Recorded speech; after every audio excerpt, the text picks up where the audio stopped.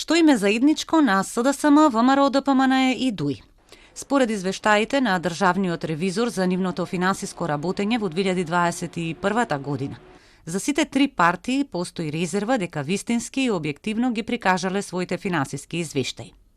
Со ревизијата за 2021 за СДСМ, државниот ревизор констатирал дека средствата за членарина од секоја општинска организација се уплатуваат директно на трансакциска сметка на партијата во вкупен износ за сите поединечни уплати, а не одделно за секоја уплата.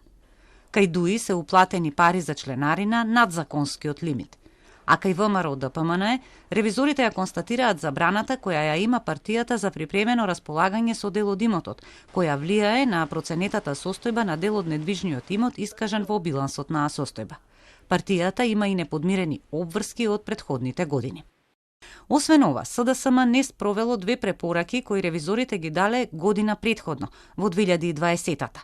ВМРО ДПМН не ја спровела препораката за 2020-та, затоа што нејзиното спроведување зависи од конечната одлука по завршување на постапката околу иметот на партијата.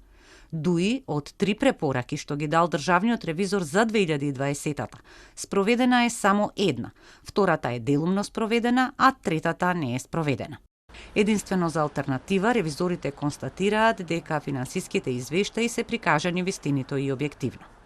Во извештаите, ревизорот ги нотира и системските слабости во изборниот законник во делот на финансирање на изборна кампања, но бара и до прецизирање на законот за финансирање на партиите.